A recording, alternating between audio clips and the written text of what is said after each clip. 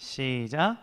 이중 시민권자의 삶의 태도라는 제목으로 우리 말씀을 증거하도록 하겠습니다. 우리 옆 친구와 먼저 이렇게 인사할까요? 오늘 보니까 머리를 이렇게 또 삭발한 친구들도 있고 뭐 이렇게 마음의 결단이 보이는 많은 친구들이 있는데 이렇게 우리 서로 인사해 주십시다. 한 주도 수고 많았어. 자, 여기에도 마음이 좀 당겨야 되는데 이제 이 정도 톤으로 해서 마음이 안 당기는 것 같아요. 우리 다음 인사로 마음을 답시다. 너 좀 귀여워. 너 좀 맹한 것 같아. 예? 제 영어로 한 말 맹한 것 같아. 예, 그래서 이제 뒤에 가지고 너 좀 깨어나. 예, 여러분들 네, 정신적으로 또 영혼적으로 맹한 것이 있다면 좀 깨어나서 내가 피차 말씀에 잘 집중하고 은혜 받는 시간 되기를 축복합니다. 네, 아멘입니다. 지난주에 한 친구가 제게 찾아왔어요. 그래서 목사 오늘 설교가 너무 좋았습니다. 그래서 어떤 일이냐 그랬더니 내용 때문에 그런 줄 알았더니 오늘 진정성이 느껴졌대요. 그래서 왜 그러냐 그랬더니 이제 PPT를 제가 최근에 이제 노트북 LM 뭐 AI 시대니까 시도를 많이 했었잖아요. 그래서 이제 노트북 LM으로 만들다가 제가 만드는 건 이거는 제가 시간을 써서 그래서 그렇게 이제 원래대로 돌아오니까 좋았다 이런 얘기를 해서 알았다 하고 이제 제가 다시 원래 제 스타일대로 다시 좀 복귀를 했습니다. 이런 피드백들 좋습니다. 그래서 목사님에게 여러분 건설적인 피드백 주시면 수용할 것들은 바로 또 수용하도록 하겠습니다. 여러분 퀴즈를 하나 내볼게요. 이 사람들을 보면 이제 뭐가 좀 떠오르는지. 자, 이 사람들.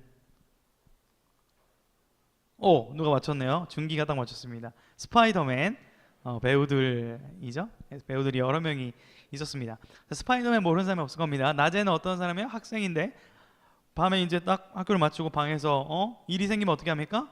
탁탁탁 해가지고 이제 히어로가 되어서 악당들을 물리치는 그런 은밀한 이중생활을 즐기는데 너무 재밌는, 그래서 안 볼 수가 없는 그런 히어로물이고 또 많은 사랑을 받고 있는 그런 영화라고 할 수 있습니다. 그런데 이제 스파이더맨 뭐 이제 가상의 인물 설정인데 실제적으로도 이렇게 우리가 살아가는 현실 가운데도 이런 이중생활 은밀한 생활을 하는 사람들이 참 많은 것 같아요. 예를 들어 학교에서는 내가 모범생인데 학교를 딱 가방을 메고 나가면 어떻게 되는 거예요? 이제 지역의 지배자가 되어서 주머니에 손을 넣고 이제 뭐 탁 때린다든지 이게 은밀한 이중생활을 또 이제 뭐 목사님이나 선생님도 위험합니다. 교회에서는 할렐루야 이러다 갑자기 집에 들어가면 막 이렇게 버럭하게 되는 뭐 그런 어떤 우리가 모두가 그런 이중적인 모습들을 가지고 있지 않나 이런 생각이 드는데요. 혹시 여러분들 중에 실제로 나는 이중 국적을 가지고 있다는 친구도 있습니까? 나는 이제 시민권이 두 개다. 대한민국 국민이기도 하지만 나의 태어난 그 나라가 이제 미국일 수도 있고. 혹시 이중 국적자 있어요? 어디 나라? 미국. 몇 살까지 살았어요? 1살. 좀 의도가 살짝 보이는데. 자, 그거 좋아요. 그래서 이따가 질문이 좀 나오는데 제가 의도한 건 아닌데 이제 뭔 얘기냐면 이중국적자 이제 유익이 있습니다. 실제로 유익이 있죠. 미국 갈 때는 이제 미국인이고 한국 올 때는 대한민국 국민으로 혜택을 누릴 수 있는데 특별히 이제 남자 친구들 중에 위기가 발생합니다. 이중국적자에게 위기가 발생해요. 몇 살 때? 21살쯤 되면은 이제 선택을 해야 돼요. 군대를 갈 것이냐 말 것이냐. 그렇죠? 그러니까 우리가 대한민국 국민이라면 누구나 이제 군대를 가야 되는데 미국의 국적도 있는 이중 국적자는 선택을 할 수 있기 때문에 상당히 고민이 될 만한 그런 위기가 찾아온다라는 겁니다. 직접적으로 제가 물어보지는 않을게요. 좀 개인적인 일일 수 있으니까. 하지만 저는 군대를 갔으면 좋겠습니다. 예, 또 지금 보니까 고1인데도 머리가 군대를 벌써 들어갈 준비가 되어 있는 친구들이 있는데 우리 남자친구들 건강하게 군대를 또 가면 좋을 것 같아요. 목사님은 군대를 가고 싶어도 국가가 거절한 남자거든요. 국가가 거절한 남자. 신체 등급 4등급. 정상 4급 사회복무요원입니다. Why? 키가 0.2cm 모자라서. 대박이죠. 슬프네요. 아무튼 국가가 부르면 가십시오. 예. 자, 우리가 여러분 우리가 아까 손을 이중국적에서 안 들었는데 사실 우리가 손을 들어야 돼요. 왜 그러냐면 여러분은 인정하든 안 하든 이중국적자예요. 저도 마찬가지입니다. 목사님 무슨 소리세요? 성경적으로 그렇다는 얘기죠. 자, 우리가 가지고 있는 국적이 뭐냐? 자, 한번 읽어보겠습니다. 시작. 우리는 하늘 시민권자. 우리는 이중 시민권자인데 왜 이중 시민권자냐? 자, 우리 빌립보서 3장 짧은 구절 읽어보겠습니다. 시작. 우리의 시민권은 하늘에 있는지라라고 성경이 말씀하죠. 그러니까 예수님을 믿고 하나님의 자녀가 된 사람은 어디 소속이에요, 여러분들? 천국, 하늘의 소속이라는 거예요. 자, 그러면 우리는 천국 백성이면서 동시에 어디 국민이에요? 대한민국 국민이죠. 그러니까 여러분의 정체성은 하나님 나라 백성이고 동시에 대한민국 청소년으로서 살아가는 그 두 가지 이중 정체성을 가지고 있다는 걸 여러분들이 기억을 해야 된다라는 겁니다. 자, 그러면 이중 국적자 아닌 사람 있잖아요. 그냥 이제 예수님 안 믿는 사람들도 있잖아요. 근데 우리는 그럼 이중 국적을 가진 사람이라면 한 나라의 국민으로서 청소년으로서 어떤 태도로 이 국가를 바라봐야 되고 살아가야 되는가, 오늘 그거를 우리가 살펴보기를 원하는 겁니다. 자, 우리가 오늘 로마서 13장을 읽었습니다. 목사님도 개인적으로 로마서 13장 설교는 처음 하기 때문에 굉장히 또 의미가 있다고 생각합니다. 이제 중요한 의미들을 많이 담고 있거든요. 여러분, 이 로마서 13장에 쓰일 때 상황을 우리 한번 상상을 해봅시다. 잘 이제 집중해서 들어보세요. 당시에 예수님을 믿는 이 성도들이 정체성의 혼란을 겪고 있었습니다. AD 57년 또 58년 이쯤 됐을 때는 이제 로마의 황제들이 아주 극심한 그 권력을 자랑할 때였어요. 세금 폭탄을 내리기도 하고 핍박을 하기도 하고 여러 가지 어려움을 겪던 시절이었습니다. 황제는 곧 살아있는 신이다, I am God, 이렇게 허무맹랑한 소리를 하면서 했던 시기이기도 합니다. 근데 이때 당시에 이제 여러분들 유대교 알죠? 지금 이스라엘 예수님을 안 믿는, 구약만 믿는 유대교인들이, 유대교인들 중에 열심당이라는 사람이 있었습니다. 우리로 치면은 교회를 열심히 다니는 친구들. 여러분 옆에 친구 얼굴 한번 보세요. 교회를 열심히 다니는 친구예요? 간간히 다니는 친구예요? 잘 열심히 안 다니는 친구예요? 정죄하지 마시고. 예. 근데 열심히 다니는 열심당이라는 사람들이 어떻게 했냐면, 아니 나는 하나님을 모시고 하나님이 왕이신데 로마 황제가 저렇게 세금을 내라고 하는 게 너무나 어이가 없다. 우리 내지 말자. 저 로마 황제 아무것도 아닌 녀석이 우리한테 세금을 내라고 하는 게 말이 되냐. 굉장히 그럴듯해 보이는 그런 운동들을 펼쳐 나갔어요. 그러다 보니까 로마 지역에 있던 교회 성도들도 이런 생각이 든 거예요. 내가 지금 나라에 세금을 내고 있고 지금 로마에서 살고 있긴 하지만, 그렇지, 나는 예수님 믿는 하나님 백성인데 이 세금을 안 내도 되지 않을까? 이걸 저항해야 되지 않을까? 라는 그러한 분위기와 운동들이 있었다라는 거예요. 여러분, 만약에 그런 상황 가운데서 그 초기 기독교는 복음이 전해지고 있는 상황입니다. 만약에 기독교인들이 국가를 거스르고 국가를 전복시키려 하고 복음을 전했다면 아마 기독교의 복음의 순수성을 잃어버렸을 거예요. 그리고 그 복음이 진전되기가 어려웠을 것입니다. 이러한 위기 속에서, 굉장히 중요한 결정의 순간 속에서 사도 바울은 붓을 들어 로마서를 기록하였고, 로마서 13장 복음을 믿는 자, 하나님의 자녀는 어떻게 살아가야 되는가라는 그 흐름 속에서 국가에 대한 국가관을 설명해 주는 거예요. 여전히 우리에게도 너무나 적실한 필요한 말씀이라고 할 수 있는 건데, 우리 1절 말씀을 한번 읽어보도록 하겠습니다. 시작.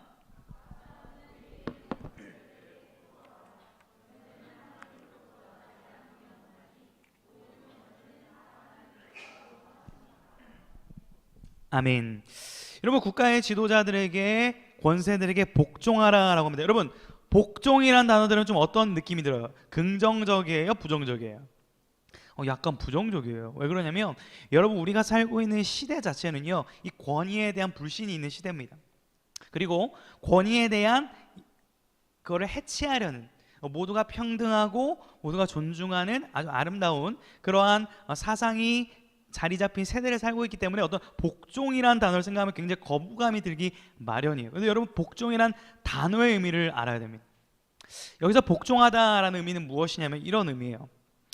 자발적으로 나를 그 질서 아래에 순복시키는 것입니다. 그러니까 억지가 아니라 자발적으로 그 질서를 인정하고 내가 거기 안에 순응하는 것이 바로 이 복종이라는 단어의 의미라는 것이에요. 여러분, 친구에게 복종하기가 어렵죠. 자, 그럼 대상을 바꿔볼게요. 부모님에게 복종할 수 있어요? 사춘기 때도 살짝 좀 그렇습니다. 선생님의 말에 무조건 복종할 수 있어요? 마음에 안 드는 쌤은 별론데. 자, 목사님이 성경에 근거해서 말하면 복종할 수 있어요? 근데 여름 수련회도 잘 안 가는데. 이렇게 되는 거예요.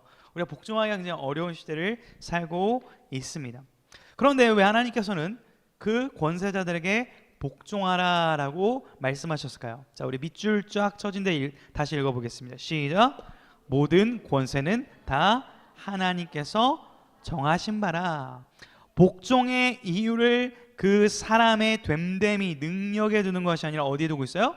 하나님이 허락하신 것이기 때문에 복종하는 것이다 라고 명확하게 가르쳐주고 있습니다. 여러분, 여기서 권세자들 할 때 이 권세라는 단어는 어떤 단어냐면 혼자 모든 것을 다 할 수 있는 왕을 의미하는 것이 아니에요. 킹이 아닙니다. 여기서 권세는 어떤 의미냐면 잠시 위탁받은 사람이에요. 정확히 말할게요. 계약직이에요. 계약직. 정규직이 아닙니다.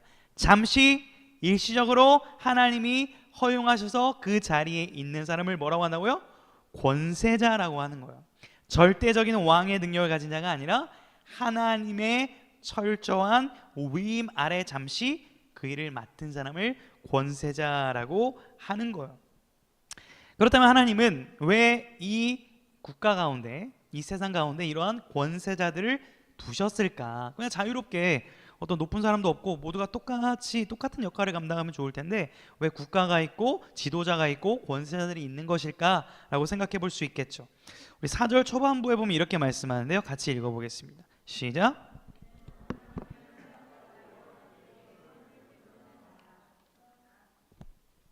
좋아요. 세우신 이유, 권세자를 세웠고 그들에게 복종해야 되는 이유를 뭐라고 하냐면 그 권세자를 또 다른 표현으로 지금 뭐라고 하고 있습니까? 그는 뭐예요? 하나님의 사역자가 되어 뭐를 행한다고요? 선을 베풀도록 한다라는 거예요. 하나님께서 권세자를 세우신 이유는 이겁니다. 죄로 인해 타락한 인간들의 세상에는요, 살인과 갈등과 분열이 일어날 수밖에 없어요. 필연적으로.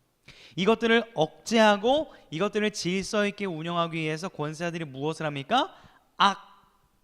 죄라는 것을 막는 역할을 한다는 것. 적절한 법과 적절한 질서를 통해서 하나님의 형상들이 비록 죄로 인해 깨져 있는 상태이지만 살인과 간음과 여러 가지 죄악들이 난무하지 않도록 그것을 막기 위하여 누구를 세우셨다? 권세자들을 통해 그것을 막아주신다는 거예요. 그런데요, 여기 사역자라는 단어도 우리가 봐야 됩니다. 어떤 단어냐면 이 사역자라는 단어는 일꾼이라는 뜻이에요. 일꾼. 그러니까 여러분, 이거 파격적인 선언입니다. 당시 많은 사람들에게 로마 황제는 어떤 자였다고 아까 제가 말씀드렸죠? 신이다. 그러나 크리스찬들에게 로마 황제는 어떤 인물일 뿐이에요? 일꾼일 뿐인 거예요. 하나님이 그를 세우셨고 하나님의 아래에서 그 질서에서 순종하는 그저 일꾼에 불과한 것이다라는 놀라운 메시지였어요. 이것을 들었던 성도들은 역시 우리 하나님이 온 우주의 왕이시라는 그러한 감격과 확신 가운데, 자유함 가운데 로마에서 생활을 할 수 있게 되었다라는 겁니다. 이 얼마나 멋진 자존감 넘치는 이중 시민권자의 태도라고 할 수 있습니다. 5절에서 7절까지 보면요, 계속해서 이렇게 말을 하죠. 무서워서 복종하지 말고 양심을 따라 자원함으로 세금도 내고 존경함으로 잘 국가 질서에 순응하라 라고 이렇게 말씀을 7절까지 하고 있습니다. 여러분은 오늘 로마서 13장이 여러분들에게도 여전히 하나님의 주시는 진리의 말씀인 줄 믿으십니까? 믿으십니까? 아멘입니다. 변함없는, 시대가 변하더라도 달라지지 않는 것을 우리는 진리라고 부릅니다. 이 성경을 믿지 않는 사람들은 이렇게 얘기하기도 해요. 로마서 13장 목사님 그 얘기요, 그 당시에 성도들이 이제 로마 황제한테 핍박받으니까 그냥 임시 처방으로 피하기 위해서 그냥 세금이나 냈다 대고 교회 생활해라, 이렇게 임시 방편으로 한 말이 아닐까요? 라고 말할 수도 있습니다. 여러분, 아닙니다. 성경은 일관되게 하나님께서 가정을 세우셨고 국가를 또 교회를 그 가운데 권세자를 세우셨고 질서 가운데 살아가도록 성경에 가르치고 있다는 사실을 믿으시기를 주님을 축복합니다. 그 질서와 권위를 부정해버리는 이 세대는요, 자칫 성경의 권위를 부정하는 움직임까지 이어질 수 있다는 걸 각심을 가질 필요가 있다라는 거예요. 여러분, 그런데 이렇게 질문할 수 있겠죠. 목사님, 오케이, 권세자들에게 복종하라, 성경적인 좋은 말 같습니다. 그러면 무조건 복종해야 합니까? 무조건이 이제 붙게 되죠. 무조건. 이상한 사람이 막 칼을 휘두르고 막 이상한 짓을 해도 그냥 복종을 해야 됩니까? 이렇게 질문 잘 해주셨습니다. 질문 물론 안 했지만 할 것 같아서 그렇게 말한 거예요. 여러분, 그런데 여기에 또 성경적인 원리가 담겨 있습니다. 우리의 순종의 1순위는 뭐예요? 하늘나라입니다. 하나님 나라입니다. 그러니까 어떤 가치가 충돌할 때 그것을 선택하는 가장 우선되는 가치는 어디라고요? 하나님 나라라는 거예요. 우리가 이중 시민권자잖아요. 그렇죠? 그러니까 대한민국과 미국의 시민권인 사람이 군대에 가야 될 때 어떻게 해야 돼요? 한국을 따라서 군대에 가야겠죠. 그런 것처럼 하나님 나라 백성은 결국 이 세상의 가치와 부딪힐 때는 어떻게 해야 된다? 하나님 나라의 가치를 우선해야 된다는 거예요. 불복종할 수 있다는 거예요. 존 머레이라는 아주 개혁 신학자가 있는데 이게 보일라나 모르겠어요. 보이는 사람. 예, 예, 멋지게 이거를 한 번만 읽어주세요. 이게 읽으면은 굉장히 탁월한 나중에 또 신학자가 되길 기대하면서 자, 한번 읽어주세요. 우리 재혁이가. 네. 바울이 여기서 말하는 복종이 국가에 대한 맹목적이나 절대적인 복종을 의미하지 않는다. 국가가 그 한계를 넘어 하나님이 금하신 것을 요구하면 하거나 하나님이 명령하신 것을 금할 때 우리는 사람보다 하나님께 순종하는 것이 마땅하다는 사도의 원칙을 따라야 한다. 국가는 하나님의 사자로서 선을 장려하고 악을 징벌할 때만 그 권위를 정당하게 행하시는 것이다. 고맙습니다. 멋있는 목소리로. 자, 여러분, 이 내용이 뭐 길지만 요약하면 뭡니까? 이 복종은 철저히 어디 안에서의 복종이에요? 성경 안에서의 복종이죠. 그렇죠? 그 권세자가 성경적인 가치를 반대하거나 하나님 나라를 핍박하는 사람은 어떻게 할 수 있어야 된다는 거예요? 불복종하는 것도 그것이 하나님 말씀에 복종하는 것이 된다라는 것입니다. 마치 그 구약 성경 보면 여러분, 다니엘의 세 친구가 그 왕이 조서를 내리죠. 그렇죠? 우상에 절하라 하지만 절 어떻게 했어요? 안 하고 어디에 들어갑니까? 세 친구가 풀무불에 들어갔던 것처럼. 그렇죠? 자신의 목숨을 내기까지 하나님의 말씀을 선택한 것처럼 우리의 절대 기준은 성경이라는 사실입니다. 여러분, 이중 시민권자의 삶이 어때야 될까요? 오늘까지 지금 배워보니까 우리가 교회에서만 하나님이 역사하시고 여러분이 있는 어떤 학원이나 또 이 세상 가운데는 하나님이 좀 역사하지 않는다라는 의식들이 우리 안에 좀 은연중에 있는 경우가 있는 것 같습니다. 그런데 여러분들이 하나님 나라 백성이고 또 대한민국 국민이라면 하나님의 통치와 하나님의 주권이 그 어느 곳에도 미치지 않는 곳이 없이 여러분의 삶의 모든 것이 하나님의 나라의 통치의 영역이라는 것을 여러분이 기억하고 인정할 수 있기를 주님의 축복합니다. 이것을 기억하느냐 이것을 모르느냐는 어마어마한 차이가 있다라는 거예요. 여러분들이 이 사회와 국가에 대한 관심을 가져야 된다라는 말이기도 합니다. 여러분, 며칠 전 이슈 뉴스를 당연히 봤습니다. 무슨 일이 있었습니까? 우리나라에 무슨 일이 있었어요? 투표용지가 부족한 초유의 사태가 벌어졌습니다. 뭐 제가 살면서도 당연히 처음이었고 이런 일이 거의 이제 있을 수 없는 일인데, 그래서 많은 관계자들이 사임도 하고 굉장히 많은 국민들이 지금 당황하고 또 분노하기도 하는 이러한 일이 일어났습니다. 민주주의의 가장 기포가 이제 선거고 투표인데 이 기본권을 보장받지 못하는 것에 대한 많은 분노들이 좀 일어나는 것 같습니다. 여러분, 그러면 이런 것들을 바라볼 때 지금 이 투표를 아직 못했죠. 만 18세가 안 된 우리 친구들. 자, 이런 것들을 바라볼 때 여러분들은 어떻게 생각해요? 그저 욕만 했어요? 아니면 비판만 했어요? 아니면 좀 기도했어요? 예. 욕만 한 우리 어른들도 많을 겁니다. 진짜 하면서 이제 막, 그렇죠? 여러분, 우리는 이중 시민권자로서 이러한 국가적, 사회적 문제들에 대한 책임이 있어요, 없어요? 있다라는 거예요. 우리에게도 책임이 있다는 거예요. 꼭 투표를 하지 않은 청소년들에게도 이러한 책임이 있다는 거예요. 어떠한 책임이 있습니까? 다시는 이 국가 가운데, 사회 가운데 이러한 불공정한 일들, 이러한 일들이 발생하지 않도록 관심을 가지고 기도하고 함께 노력하는 일에 여러분들의 마음을 담아야 된다는 거예요. 이것이 하나님의 나라 백성이자 대한민국 국민으로서의 건강한 태도라는 것입니다. 여러분, 우리 한국 교회는, 또 한국은 굉장히 많은 이 정치적인 대립이 있습니다. 정치적 대립이 있어요. 뭐 좌냐 우냐, 빨간색이냐 파란색이냐, 굉장히 첨예한 대립이 있습니다. 이번에 서울시장 그 투표한 그 비율도 보니까 20대부터 뭐 70대까지 막 굉장히 다양한 그런 정치적 이념들이 왔다 갔다 하는 것들을 볼 수가 있습니다. 여러분, 그런데 분명히 기억하셔야 돼요. 분명히 기억해야 돼요.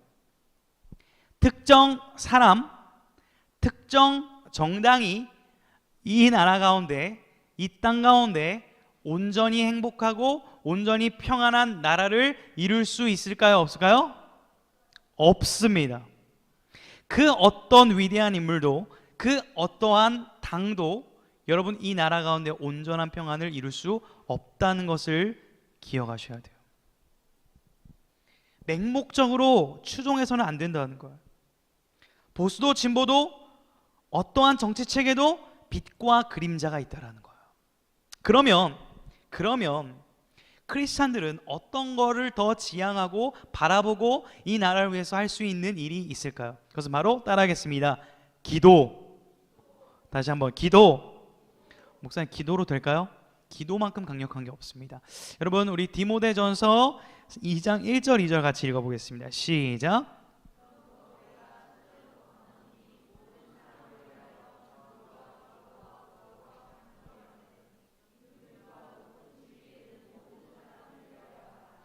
이는 우리가 모든 경건과 단정함으로 고요하고 평안한 생활을 하려 함이라. 자, 여러분, 기도를 할 때 그러므로 내가 첫째로 원하노니, 첫째로 원한다는 건 아주 중요한 걸 얘기하는 거죠. 누구를 위해 기도하라고 해요?